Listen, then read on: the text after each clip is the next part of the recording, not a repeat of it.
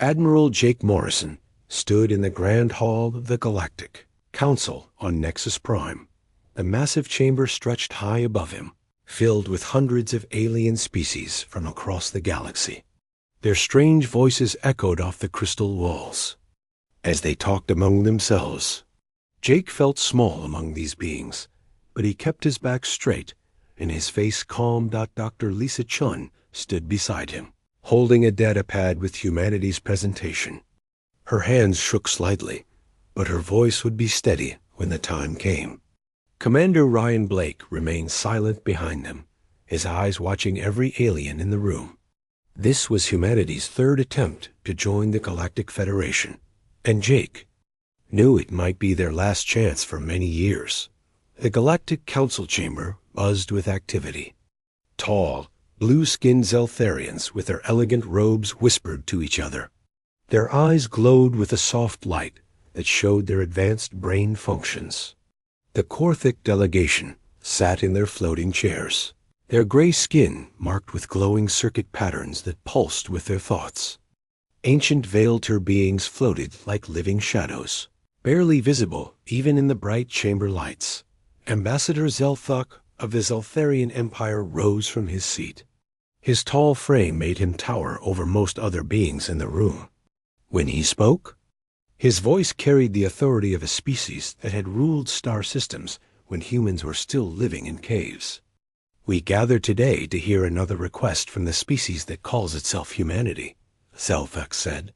His tone made it clear what he thought of this request. These beings wish to join our great federation, though they have little to offer us. Laughter rippled through the chamber. Not the kind laughter of friends, but the cruel laughter of those who thought themselves superior. Jake's jaw tightened, but he did not move. He had expected this. High Technician Veximer of the Korthic Syndicate activated a holographic display. Images of human technology appeared in the air above the assembly. Their ships looked primitive next to the sleek vessels of the Federation.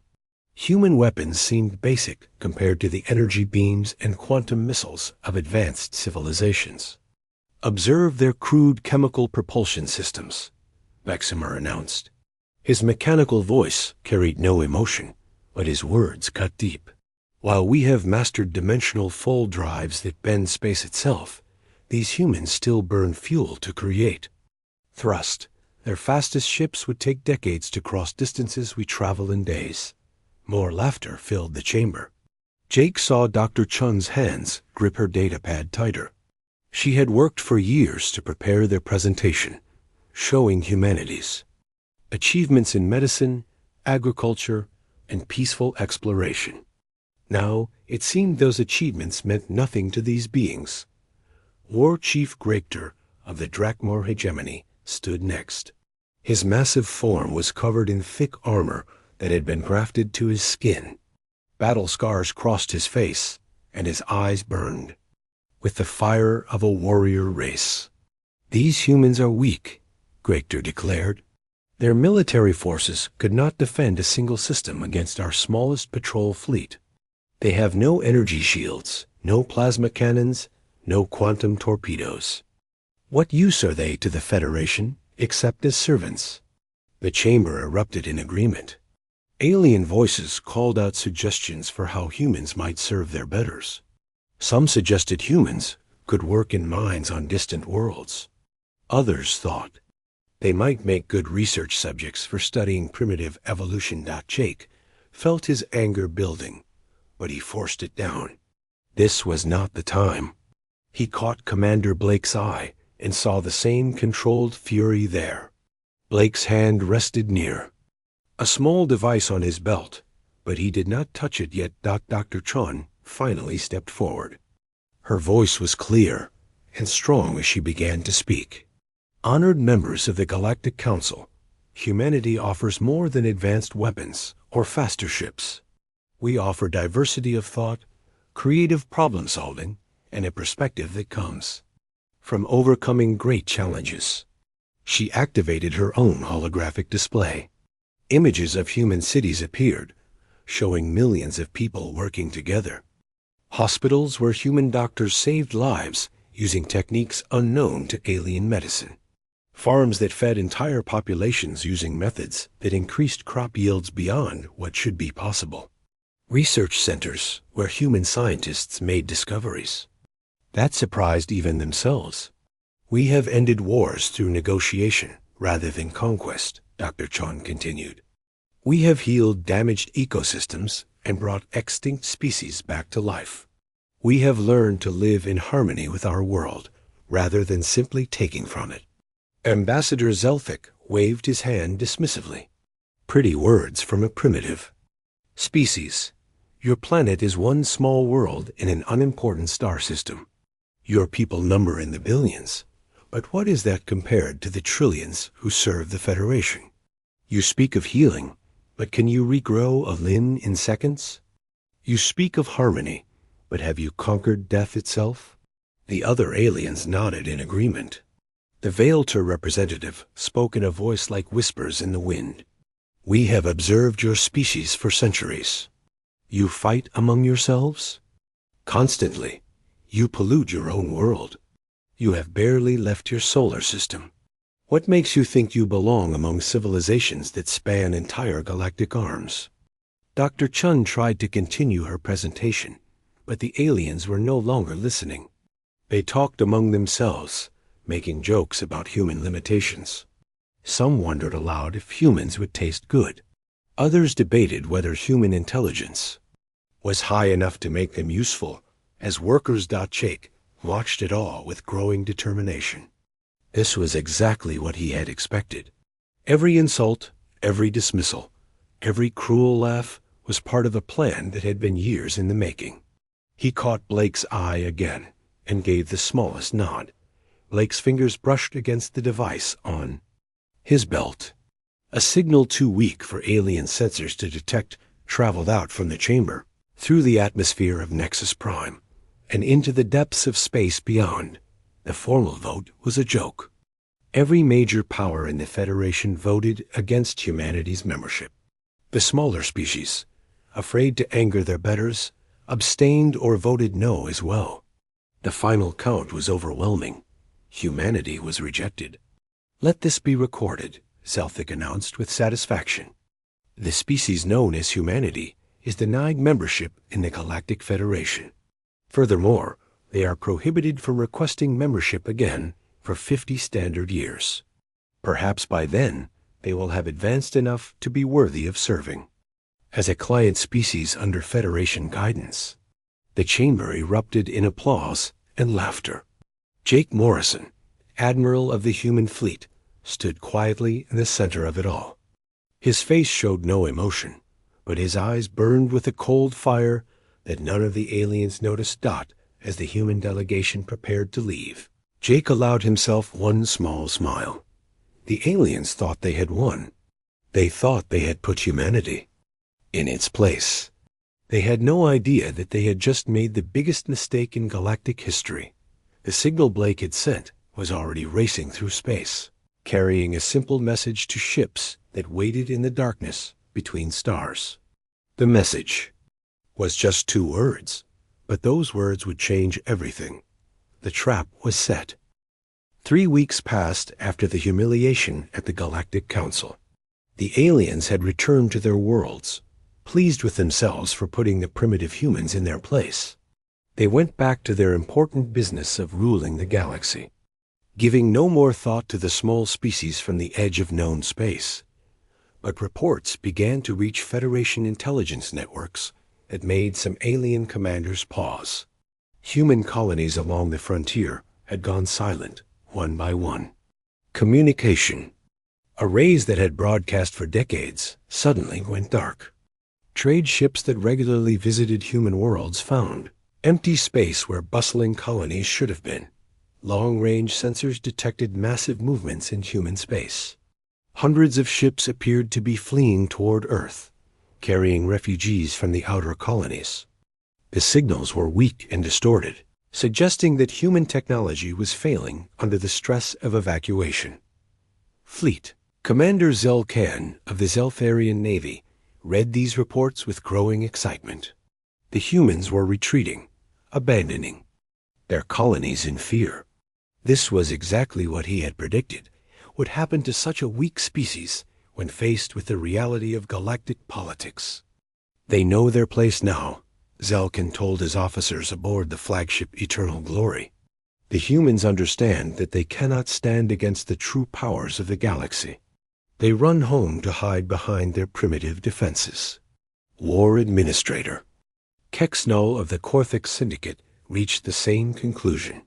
From his command ship, the Logic Engine, he studied sensor readings that showed human vessels fleeing in apparent panic. His analytical mind processed the data and found it satisfying. Human expansion has ended, Kexnol announced to his science officers. Their retreat proves that inferior species cannot maintain territory without Federation protection. This creates an opportunity for us to study their technology and claim their worlds. Both alien leaders saw the same chance. Human space contained valuable resources and strategic locations. If the humans were abandoning their colonies, those worlds were there for the taking. Better to claim them now than let rival species grab. The prizes. Zelkan assembled a conquest fleet of 200 warships. Massive dreadnoughts that could crack planets, fast cruiser squadrons that could hunt down fleeing ships, and troop transports filled with Seltharian soldiers eager for easy victory. The fleet represented one of the largest military forces the Zeltharian Empire had assembled in decades. Kexenol took a different approach. His 75 ships were smaller, but carried the most advanced technology the Korthik Syndicate possessed. Science vessels equipped with quantum sensors, research ships designed to analyze alien technology, and a few powerful warships to protect the expedition. Quality over quantity, as the Korthik way demanded. Both fleets converged on the human colony. World of New Denver. Intelligence reports suggested this world had been one of humanity's most important frontier settlements, with a population of several million and significant industrial facilities. If the humans were making a stand anywhere, it would be here. The journey to New Denver took both fleets through empty space. No human ships challenged them. No defensive stations opened fire. The route to the human colony lay wide open, as if the humans had simply given up any attempt to defend their territory. Zelkan found this disappointing. He had hoped for at least a small battle to test his weapons against human ships. His warriors wanted to prove their superiority in combat, not just occupy abandoned worlds. But perhaps the humans were even weaker than anyone had imagined. Kexenol was more pleased with the lack of resistance. Fighting would have damaged valuable human technology that his scientists wanted to study. An unopposed occupation would give them time to carefully examine human achievements and understand how such a primitive species had managed to colonize multiple worlds. The two fleets arrived at New Denver within hours of each other. Both commanders were surprised to find the system completely empty. No defensive fleets waited in orbit. No military stations guarded the approaches. The planet itself showed no signs of military activity. Orbital scans revealed the truth. New Denver had been completely evacuated. The city stood empty, but undamaged. Industrial facilities had been shut down in an orderly fashion. Space stations orbited the planet with their lights off and their crews gone. It was as if several million people had simply vanished. They ran away completely. Zelkin laughed over the communication channel that connected his fleet. The humans abandoned everything rather than face us in battle. This proves what cowards they truly are. His warriors joined in the laughter. They had expected at least some resistance, some attempt by the humans to defend their homes. Instead, they found a planet ready for occupation, with all the infrastructure intact and waiting for new owners. Kexenol was more analytical in his response. The evacuation was remarkably efficient, he noted to his science officers. Human logistics capabilities appear more advanced than our initial assessments suggested. However, their willingness to abandon valuable territory confirms their lack of strategic thinking. Both fleets moved into orbit around New Denver. Zelkin? Ships took position on one side of the planet, while Kexnel's forces claimed the other hemisphere. Landing parties prepared to explore the empty cities and industrial complexes below. Neither commander noticed the small sensor disturbance at the edge of the star system. The readings were so faint that even the most sensitive instruments barely detected them. If questioned, their sensor operators would have dismissed the signals as background radiation or cosmic debris. Captain Alex Martinez watched both alien fleets from his hidden position aboard the Nighthawk. His ship hung in the darkness beyond the system's edge, completely invisible to every sensor the aliens possessed. The experimental stealth technology made his vessel essentially a ghost ship, present but undetectable. Martinez had been waiting for this moment for weeks.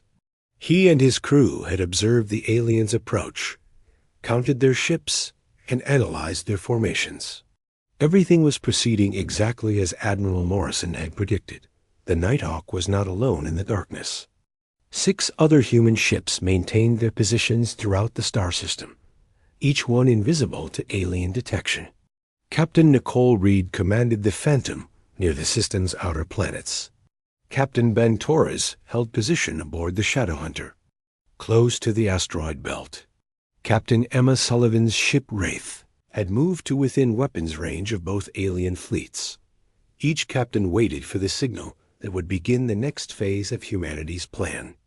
They watched as alien shuttles began landing on New Denver's surface. They observed as alien science teams started examining abandoned human facilities. They counted weapons and analyzed alien ship designs with instruments the aliens never knew existed. Dr. Helen Park monitored everything from her station aboard the Nighthawk. The brilliant physicist who had developed humanity's cloaking technology studied the alien fleets with professional interest. Both forces were using their most advanced ships, exactly what her weapons had been designed to defeat. The Zeltharians favor energy shields and plasma weapons, she reported to Captain Martinez. Their ships are powerful but predictable. The Korthic vessels rely on quantum defenses and adaptive armor. More challenging, but we have solutions for both approaches. Martinez nodded and opened a secure communication channel to the other hidden ships. All stations, this is Nighthawk. The targets have taken the bait. Maintain stealth protocols and await final orders. Responses came back from the other captains, their voices calm and professional. These were not the panic-stricken humans the aliens expected to find. These were warriors who had spent years preparing for this exact moment. On the surface of New Denver, alien troops explored empty human cities. They found homes abandoned so quickly that meals still sat on tables. They discovered factories shut down with products half finished on assembly lines. Everything suggested a panicked evacuation by a terrified population. But if the aliens had looked more carefully, they might have noticed that the evacuation had been too perfect. No essential equipment had been left behind. No classified documents remained in government buildings. No advanced technology waited in research facilities. The humans had taken everything important and left only the appearance of a normal colony. Admiral Morrison received Captain Martinez's report from his command center. Deep beneath Earth's Pacific Ocean, the secret facility had been built over. Decades hidden from alien observation by technology that made it invisible to every known scanning method. Both fleets are in position, Morrison announced to his staff. Phase 2 is complete. All vessels report ready for Phase 3. Dr. Lisa Chun, who had endured the aliens' mockery at the Galactic Council, stood beside Morrison as he spoke. Her earlier nervousness had been replaced by cold determination. The aliens have laughed at humanity's achievements. Soon they would learn what humanity could really accomplish. Commander Blake activated communication systems that reached across human space. Secret message no. The alien fleets settled into their positions around New Denver, confident in their easy victory. Zelkon's Selfarian ships spread across the northern hemisphere, while Kexinal's Korthic forces claimed the south. Both commanders began planning how to divide the planet's resources between their two empires. What neither alien commander knew was that 7 human ships watched their every move from hidden positions throughout the system. The Nighthawk remained at the system's edge, but 6 other vessels had moved much closer to the alien fleets. Captain Nicole Reed positioned her ship Phantom directly behind the Selfarian flagship. Her vessel carried the most advanced weapons humanity had ever built, quantum disruption cannons that could tear apart the very atoms of enemy ships.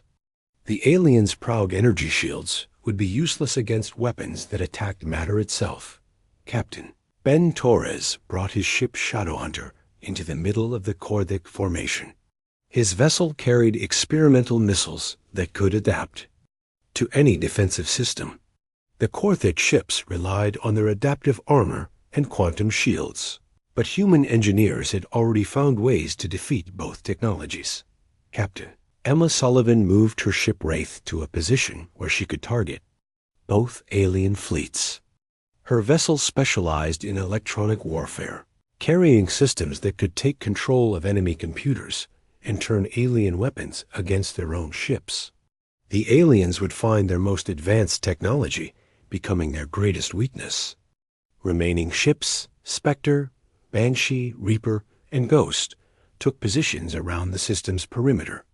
Each carried different experimental weapons, all designed to exploit weaknesses in alien technology that the aliens themselves did not know existed. All 7 ships remained completely invisible. Human cloaking technology did not just bend light. Around their hulls, it shifted the ships slightly out of normal spacetime, making them impossible to detect by any known method. The aliens were surrounded by enemies they could not see, hear, or even imagine. On Earth, the true scope of humanity's deception was finally revealed. The primitive shipyards that alien spies had observed for decades were elaborate fake installations. The real human fleet was being built in secret facilities that the aliens had never SUSPETED existed. Deep beneath Earth's oceans, massive construction bays worked around the clock. Thousands of human ships took shape in these hidden facilities, each one more advanced than anything the Galactic Federation had ever built.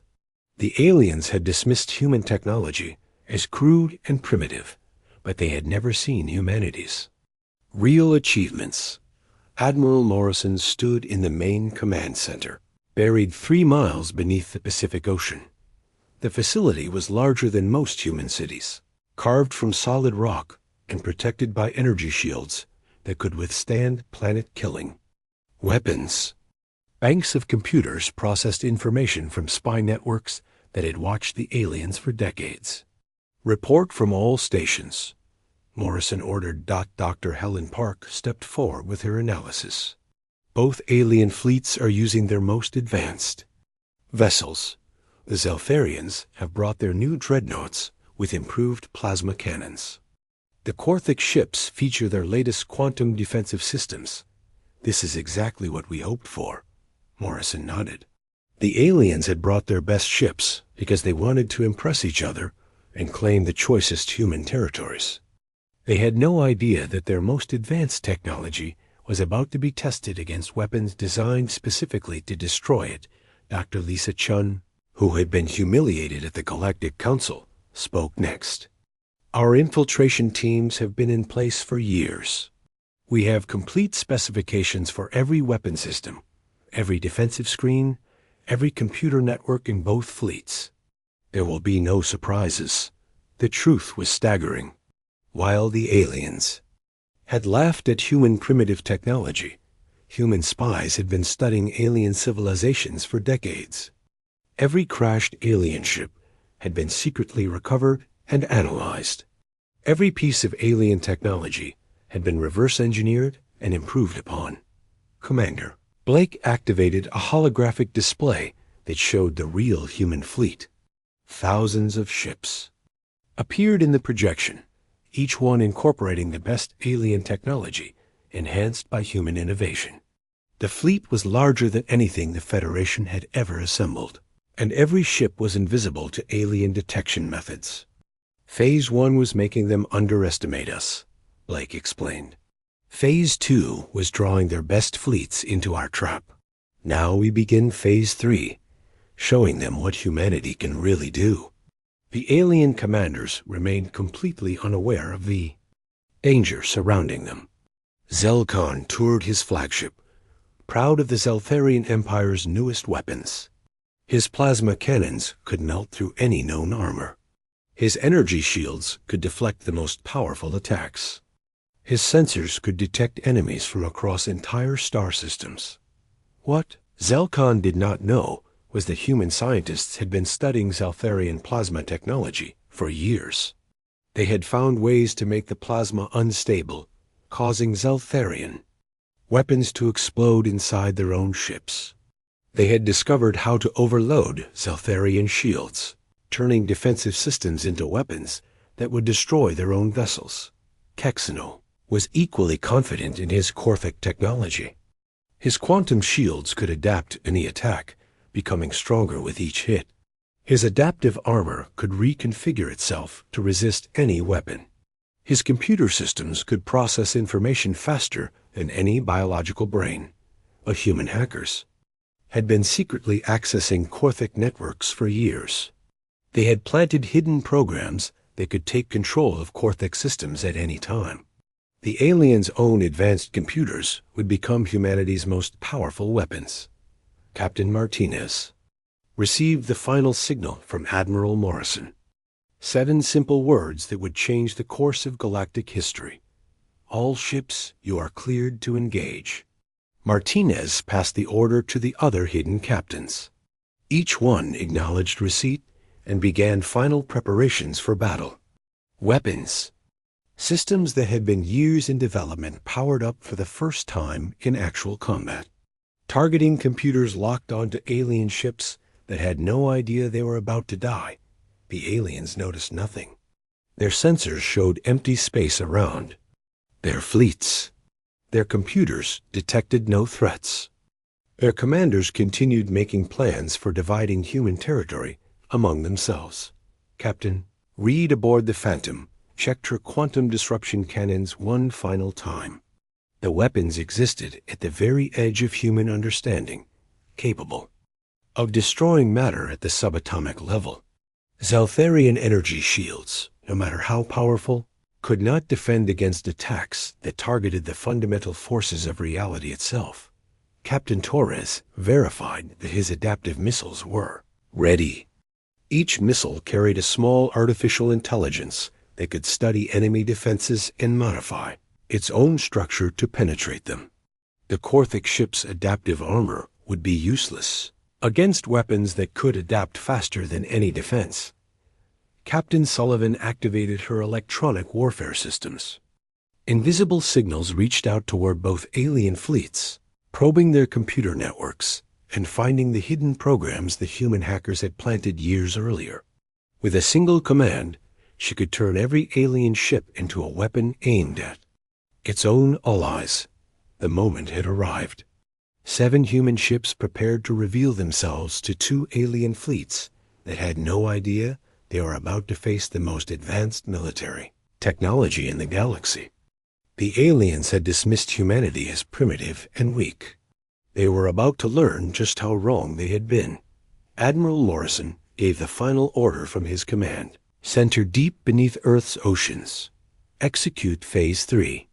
Show them what happens when you underestimate humanity. A trap was about to be sprung. The aliens had laughed at human technology, but they would not be laughing much longer. In a few moments, they would discover that humanity's apparent weakness had been the greatest. Deception in galactic history. The 7 ships moved into final attack positions. Weapon systems that represented decades of secret research prepared to fire.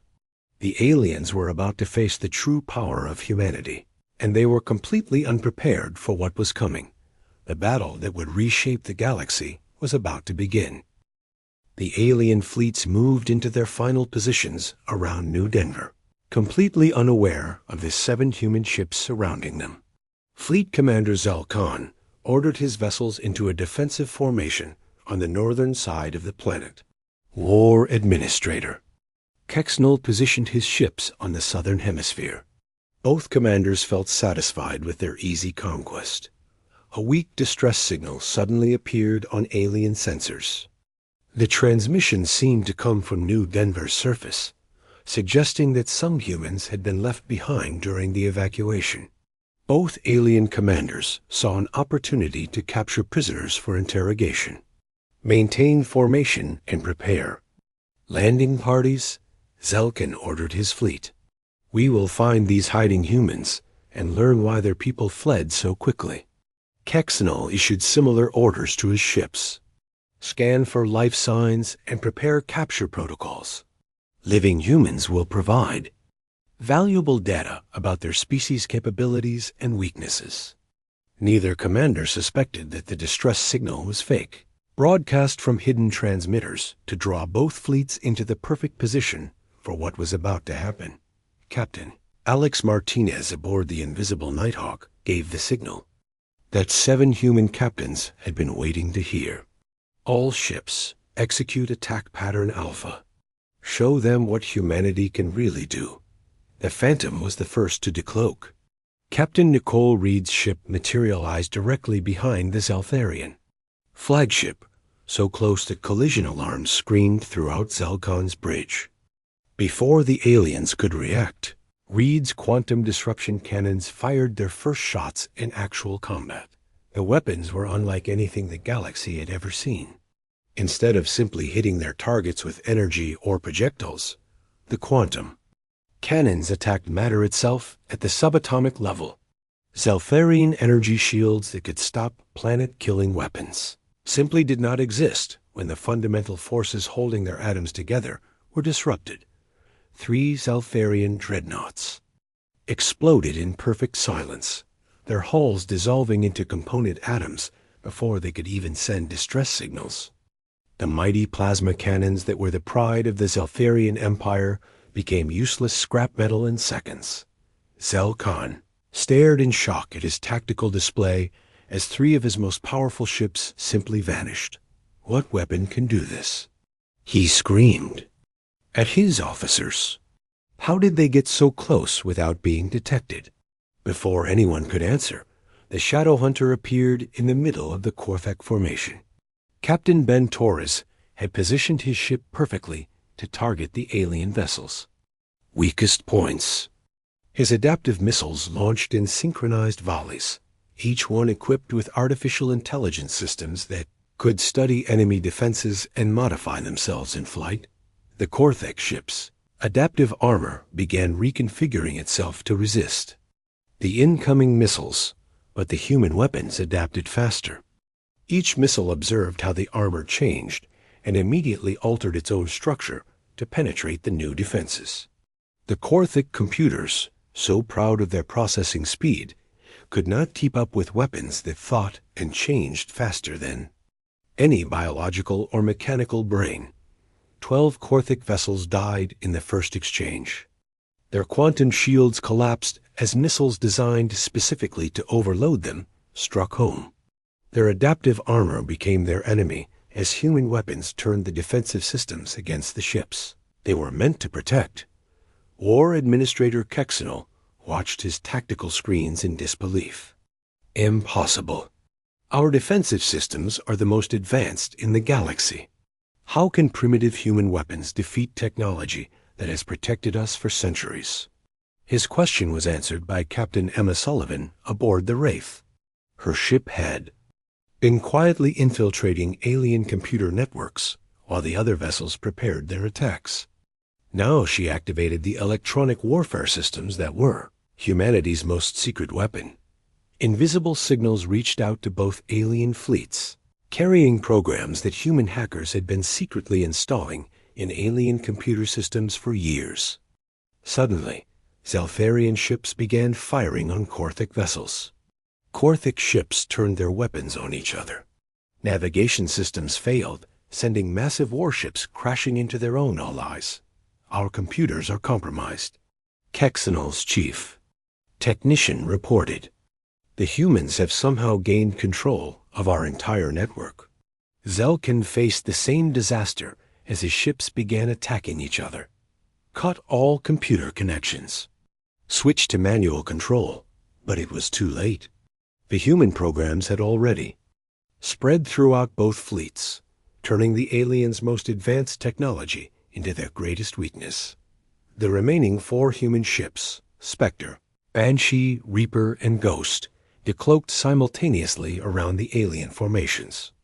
Each vessel carried different experimental weapons, all designed to exploit specific weaknesses in alien technology that the aliens themselves did not know existed. The Spectre fired gravity bombs that created tiny black holes inside enemy ships. The Banshee used sonic weapons that resonated at frequencies that could shatter alien hull materials. The Reaper launched swarms of nanobots that could eat through any known armor. The Ghost projected energy fields that caused alien power cores to overload and explode. What followed was not a battle, but a systematic demonstration of human technological superiority. Every alien weapon was countered by human defenses that seemed to violate the laws of physics. Every alien tactic was anticipated and defeated by strategies that no alien military academy had ever taught. Zelkan tried desperately to rally his surviving ships. All vessels, concentrate fire on the human ships. Use maximum power. But his plasma cannons could not even target the human vessels properly. Their cloaking technology was so advanced that even when the ships were visible, sensors could not get accurate locks. The few shots that did hit human ships simply bounced off shields that were stronger than anything the Federation had ever built. Human defensive technology combined alien shield designs with improvements that alien scientists had never imagined possible. Kexinal attempted to analyze the human weapons with his most advanced sensors, but the technology was beyond Korthek understanding. Their energy signatures make no sense. These weapons should not be able to function according to known physics. What the aliens did not realize was that human scientists had been studying alien technology for decades, finding flaws and weaknesses that the original designers had never considered. Every alien weapon had been tested against human defenses. Every alien defensive system had been studied until humans found ways to defeat it. The battle lasted only 17 minutes. When it ended, both alien fleets had been completely destroyed, except for a handful of ships that Captain Martinez deliberately allowed to escape. The survivors fled the system in panic, their crews traumatized by facing weapons that seemed to come from an impossible future. The space around New Denver filled with the wreckage of ships that had been the pride of 2 galactic empires. Debris from hundreds of vessels drifted in slowly expanding clouds, all that remained of fleets that had expected easy victory over primitive humans. Captain Reed surveyed the destruction from the bridge of the Phantom. Her quantum disruption cannons had performed perfectly, destroying alien ships that were supposed to be invincible. Target elimination complete. All alien vessels neutralized or fled. Captain Torres reported similar success with his adaptive missiles. Korthik defensive systems proved unable to adapt quickly enough. Human weapon design superiority confirmed. Captain Sullivan smiled as she watched the last alien survivors jump to hyperspace. Her electronic warfare systems had turned the aliens' own advanced computers against them. Network infiltration successful. Enemy command and control systems completely compromised. Admiral Morrison received reports from all 7 ships as he stood in his command center beneath Earth's oceans. The first phase of humanity's revelation was complete. 2 of the Federation's most powerful fleets had been destroyed by 7 human ships that the aliens had never even seen coming. But this was only the beginning. The real message was yet to be delivered. The aliens who had laughed at human primitive technology were about to learn that they had made the greatest mistake in galactic history.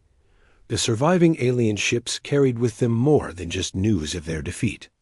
Hidden in their computer systems were programs that would soon activate and deliver a message that would shake the foundations of the Galactic Federation.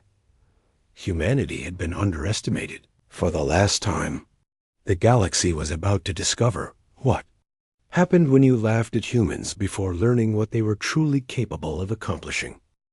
The few surviving alien ships fled from the New Denver system in complete panic. Their crews had watched the most powerful fleets in the galaxy destroyed by weapons that should not have existed. The primitive humans had somehow built technology that was beyond anything the Federation had ever imagined.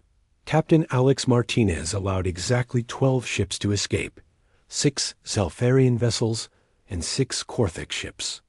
This was not mercy, but part of Admiral Morrison's carefully planned strategy. These survivors would carry humanity's message to the rest of the galaxy as the alien ships jumped to hyperspace. Captain Emma Sullivan activated the final phase of her electronic warfare program. Hidden deep in the fleeing ship's computer systems were programs the human hackers had spent years perfecting. These programs would soon deliver a message that would change everything. 3 hours after the battle ended, every communication network in Federation space received the same transmission simultaneously. It appeared on military frequencies, civilian broadcasts, diplomatic channels, and even private messages. No alien technology could block it or trace its source. The message began with Admiral Jake Morrison's face appearing on screens across the galaxy.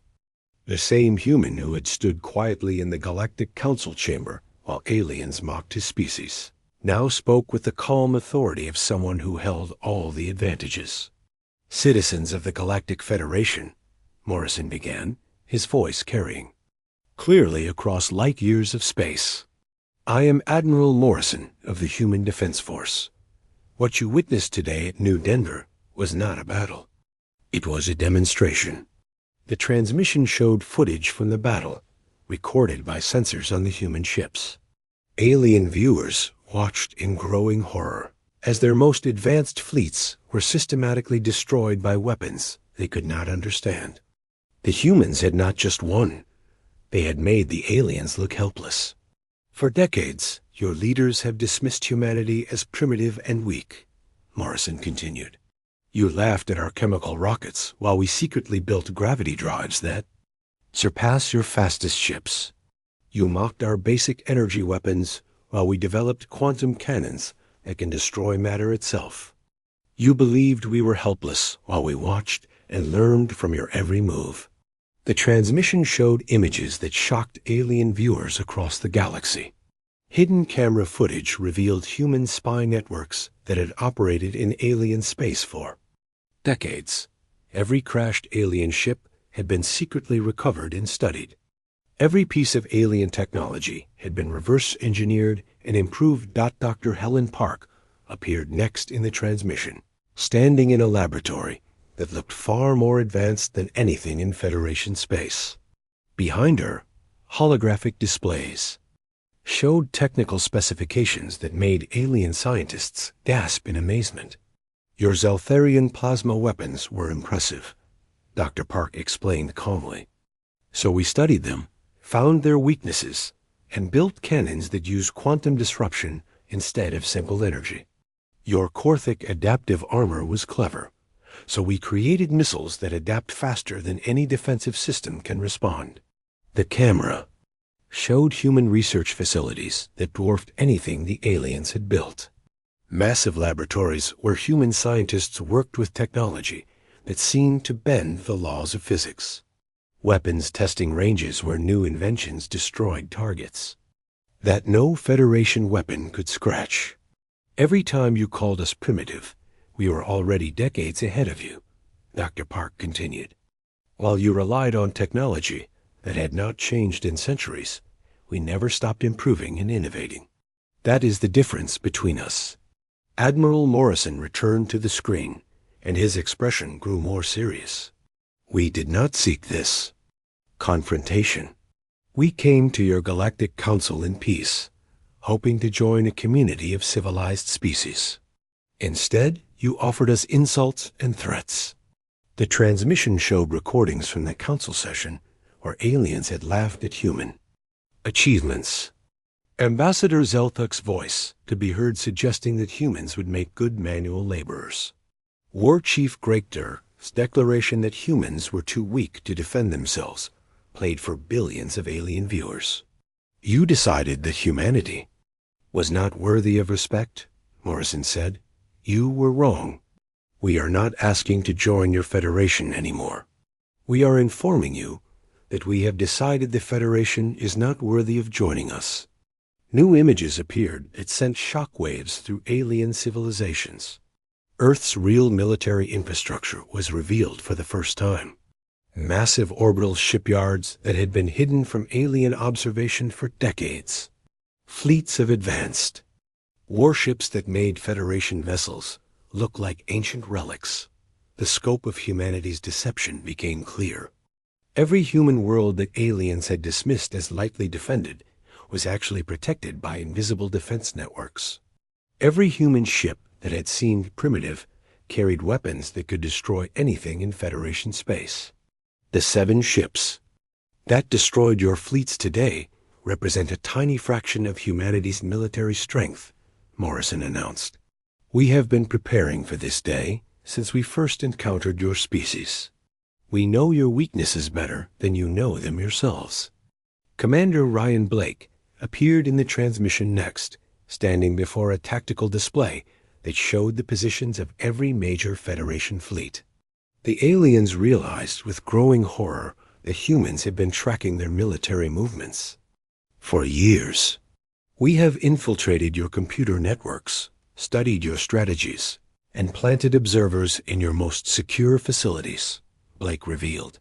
There is nowhere in Federation space that we cannot reach, nothing you can do that we will not know about immediately. The transmission showed footage of human agents operating on alien worlds. Disguised humans walking freely through Federation, military bases, human technology hidden in alien computer systems. The extent of human intelligence gathering was staggering. Dr. Lisa Chun, who had been humiliated at the Galactic Council, appeared next. She stood in the same laboratory where she had prepared humanity's failed membership presentation, but now her bearing was completely different. You laughed when I spoke of human achievements in medicine and science, Chun said. But while you dismissed our work, we were solving problems that have puzzled your greatest minds for millennia. We have conquered diseases that still kill millions. On your worlds, we have developed technologies that your scientists insist are impossible. Behind her, displays showed human medical advances that were centuries ahead of anything in Federation space. Treatments that could regrow entire organs in minutes. Genetic therapies that could repair any inherited defect.